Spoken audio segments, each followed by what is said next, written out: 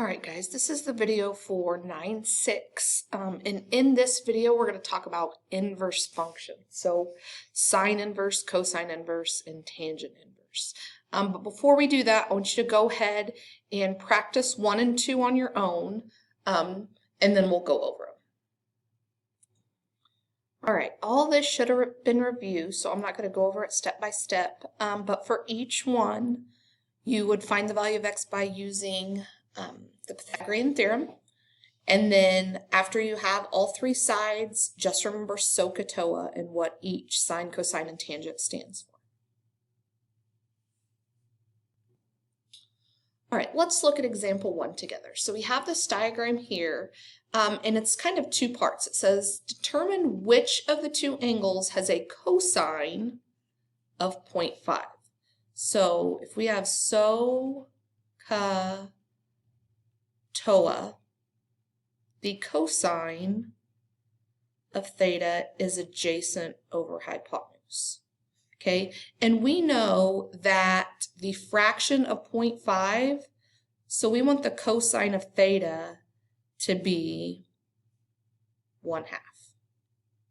Okay, so remember cosine is adjacent over hypotenuse. So if I let my theta be at A, this is my opposite, this is my hypotenuse, and this is my adjacent sides. Okay, so my cosine of A is going to be square root of 3 over 2. Well, that's not 1. Okay, so angle A doesn't have a cosine of 0.5. So let's look at angle B. So cosine of B. Now, when I change this to angle B, it changes my opposite and my adjacent. Okay, so now my theta is at angle B, which means this is my opposite, this is my adjacent. Okay, so cosine of B is adjacent over hypotenuse, so 1 over 2, which is exactly what we want. So it's angle B has a cosine of 0.5. Okay, now if I look at this triangle, I want to know what is the measure of the angle. And some of you are thinking, how the heck am I supposed to know that? Well, let's think about our special rights. Okay, so we had a 45, 45, 90, and this was x squared to 2. And then we had our 60, 30, and 90, where we had x, 2x, and x square root of 3. Okay, so if I let x equals 1, okay, just suppose we solve for x equals 1, that would make this side 2, this side 1 square root of 3, or just square root of 3, and this side 1. And isn't that what we have over here? 1, 2, and square root of 3? Okay, so if we look at this, our theta is the one that is opposite of square root of 3. So opposite of square root of 3, we would have a 60-degree angle. Okay, now I want to show you something really, really cool in your calculator. Okay, we know the cosine of B was 1/2. So what I want you to do in your calculator, hit the second button and then cosine. Okay, and what it will look like in your screen, it'll look like cosine to the -1 power. That's called the inverse of cosine, or cosine inverse. Okay, so I want you to do cosine inverse of 1/2 or 0.5, it doesn't matter. And what your calculator will give you is 60. Okay, that's because cosine inverse or sine inverse or tangent inverse, it helps you find the measure of the angle. Okay, and we'll do more examples here in a minute, but that's what this -1 does. If you know the value of sine, cosine, or tangent, using this, you can find the value of that angle. All right, so this is just kind of the main concept of this entire section, and this is inverse trigonometric ratios, okay? And the inverse is designated, it looks like it's sine to the -1 power. Okay, and in your calculator, once again, make sure you're in degree mode. Okay, and in order to get sine inverse, tangent inverse, cosine inverse, whatever, you're going to hit the second and then the trig button. So like second and sine, and it would pop up as sine -1 in your calculator. All right, so I'm going to write it this way.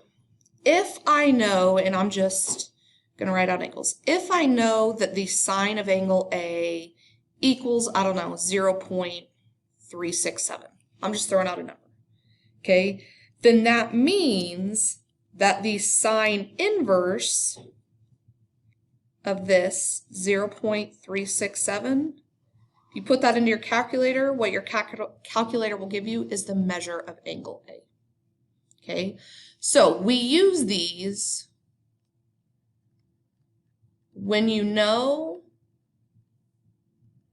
the value of sine, cosine, or tangent, and you want to know the angle measure. All right, so let's do some examples. All right, here we're just going to practice putting into the calculator. So if we know that the tangent of A is equal to 0.75, okay, we would use the tangent inverse. And when we do the inverse, all we're going to do is flip this A and 0.075. So if we do tangent inverse, we're going to put in 0.75, and what we get out of it is A. Okay, so go ahead and put in your calculator inverse tan of 0.75, and you should get roughly 36.9 degrees. And that is in degrees. If you didn't get this when you plug it in, make sure you are in degree mode. Okay, go ahead and do B and C on your own. It shouldn't be hard. Just plug it into your calculator and then we'll go over it. All right, so once you put these into your calculator, for B, you should have got roughly 60.5 degrees. I think it was like 60.45, something like that. And then C, you should have gotten 81.4 roughly. All right, guys, so now that we know how to find the angle measures, we're going to talk a lot about solving a right triangle.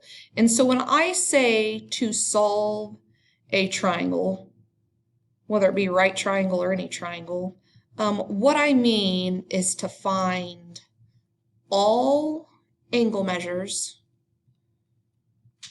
and all side lengths. So basically, find everything there is to know about this triangle. All right, so I want to solve this right triangle here.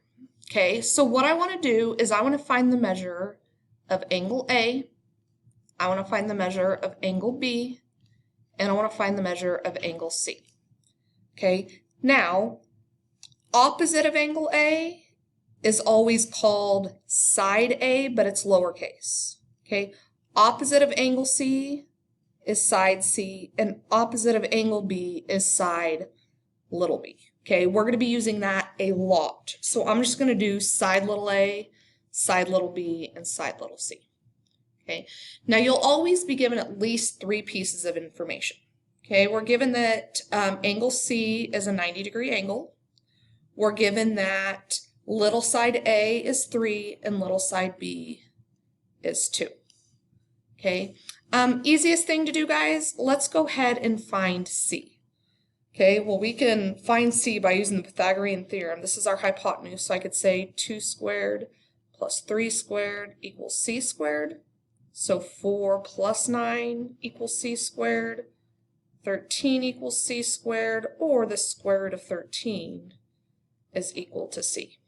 Okay, so C is square root of 13, and I'm going to go ahead and mark this is square root of 13. All right, so now I want to pick which angle I want to find first, and it doesn't matter. Let's just go ahead and do B. So I'm going to make B my theta. And when I make B my theta, this is going to be my opposite side. This is going to be my hypotenuse. and this side over here is going to be my adjacent. Okay, so let me change colors real quick. So I can say that, I don't know, let's just do, and since we know all three sides, we can use sine, cosine, or tangent. I'm just going to use sine. So I can say sine of angle B is equal to, well, sine is opposite, which is 2, over my hypotenuse, which is square root of 13.